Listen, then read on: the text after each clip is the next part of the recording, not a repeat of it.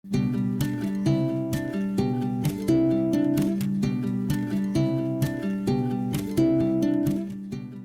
artist friends, welcome to my little bonus video for this month's mixed media menagerie. I didn't want to include this in my overall video because I thought it would be too long, so I pulled it out as a separate video. I decided that I wanted to do a bunch of mark making with my gouache first for several reasons, and I'll get into that in just a minute. But my first step was to lightly gesso some book pages and some ledger pages. I wanted to still keep the integrity of the pages as far as like the writing goes, but I needed to have my surfaces be a little less porous for that gouache that I was about to put on top of it. Plus, I really like the look of watered down gesso on old book pages, so it's going to add that element to them as well. Now, before I forget, the original, real, actual mixed media menagerie video will be linked above right now in the iCard as well as below in the description box. This month's challenge was to use gouache, warm colors, and a toothbrush, so this is my gouache element.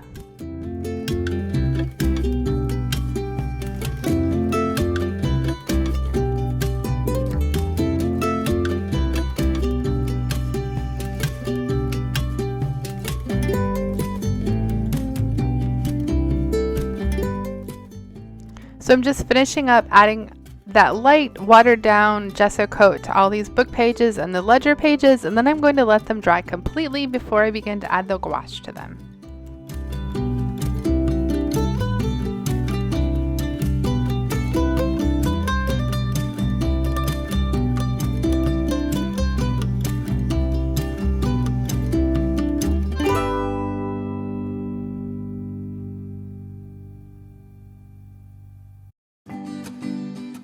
And now that my book pages are completely dry, I've got them piled up there to the left, and I'm getting out my gouache. Now, this gouache is really old. You see that sticker on there that says University Bookstore? Yes, these are from when I was in college. I didn't want to buy gouache again. In fact, these palettes are original to my last college project. So I'm looking through my gouache to see what colors I have, and then I decide instead of using the gouache, let's just see what's in these palettes. So first step here is trying out each color individually. I wanted to see like if I had mixed them, what colors they actually are, if they actually still worked, because they're several years old in these palettes. I don't think I've played with this gouache since college. I'm trying to think about what project these palettes were from. I have no idea. That one on the top is actually an ice cube tray from my mini fridge in my college dorm, and the one on the right is gouache that actually has some white added to it, so it's way more opaque than the natural gouache is. If you're unfamiliar with gouache, gouache is just like watercolor, same properties. It's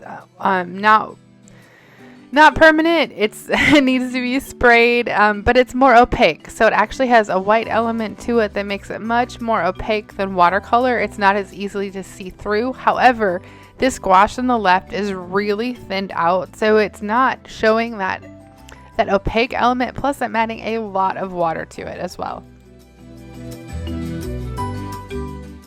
So this gouache is actually from my calligraphy class in college. I was an art and design major, and one of my classes I took was calligraphy, and we used the gouache in our dip pens. It works really well for not the fountain pens, the really fancy fountain pens, but the actual calligraphy dip pens that are usually like wooden or plastic, and you put the little nib into them. You can actually write with the gouache, and it writes really, really well. It's a great alternative to ink for writing. And so this gouache is from my calligraphy class in college. So right now I am just covering these ledger pages with a whole bunch of gouache. I'm puddling it, I'm pooling it, I'm mixing it up because I kind of have an idea of how I want to use these. So I'm making some textural gouache pages to use in my journal that's coming up in the other video.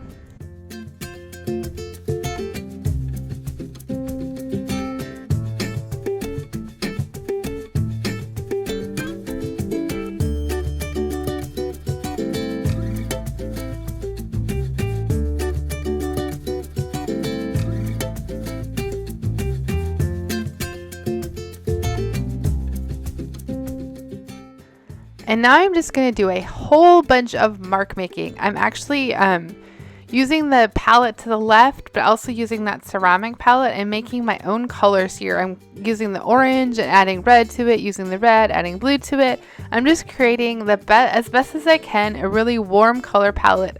I'm not sure how I'm going to use these mark making pages in my journal, so I'm wanting to have a variety of colors and a variety of shapes to add to my pages as I figure out the spread that I'm going to do for this month's menagerie.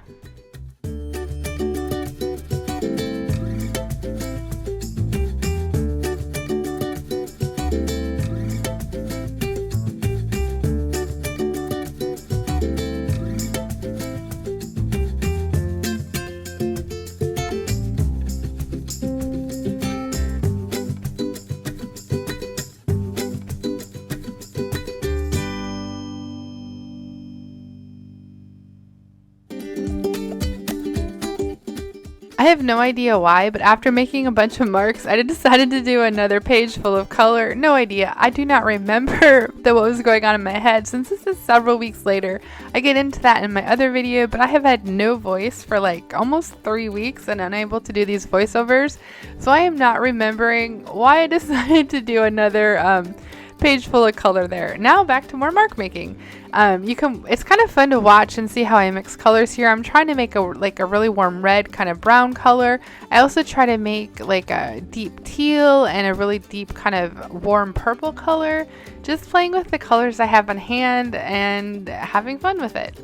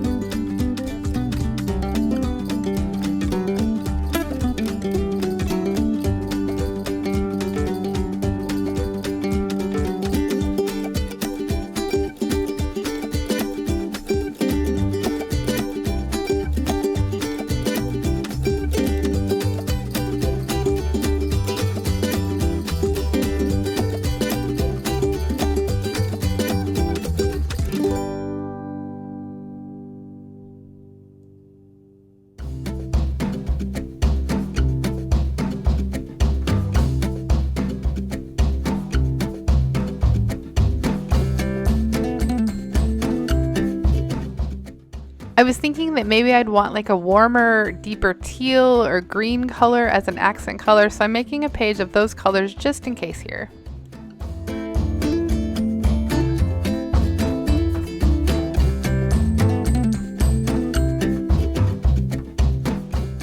I decided to add a little bit of stabilo all around these marks, these circles. It's the stabilo all in graphite, just to add another kind of fun element to them.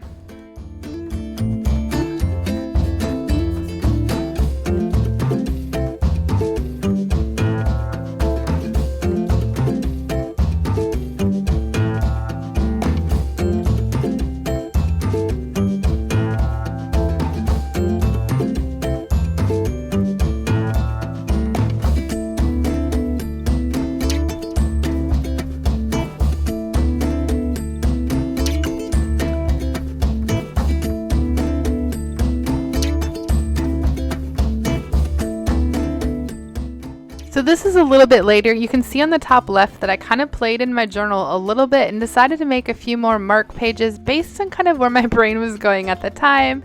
I am making some leaf shapes and some other colors here. I did that little one on top that I must not have recorded for some reason. I'm just making some more colors and some more marks here for kind of like the direction I'm thinking I'm going to go on these pages.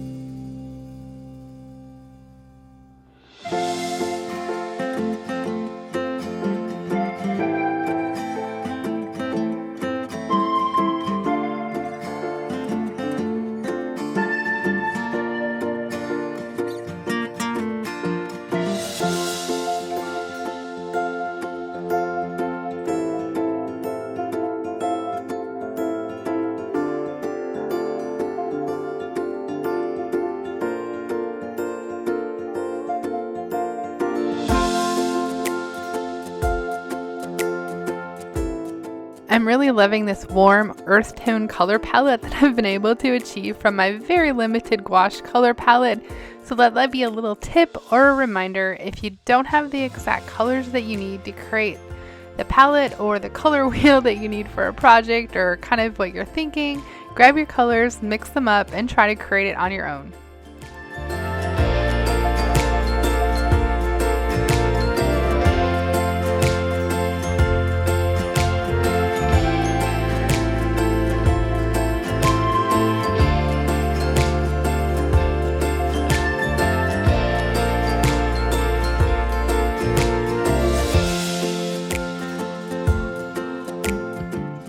I absolutely love how those leaf shapes turned out, especially that one in the lower left hand corner.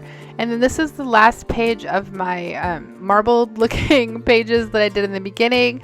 I actually ended up darkening them in my journal that you can kind of see on the top left. So I'm adding that darkening to these pages as well, just in case I want to add them to my journal. And I'm just finishing up the last of my little mark making session here. Once I'm finished and the pages are completely dry, I'm taking them outside to spray them with a workable fixative. I chose a workable fixative because I'm still going to create on top of these pages. They're not in their finalized version, so I wanted to make sure that whatever I added to the pages wouldn't be messed up. And that is it. Make sure you see or check out my other video to see how I use these mark making pages in this month's Mixed Media Menagerie. Thanks so much for watching.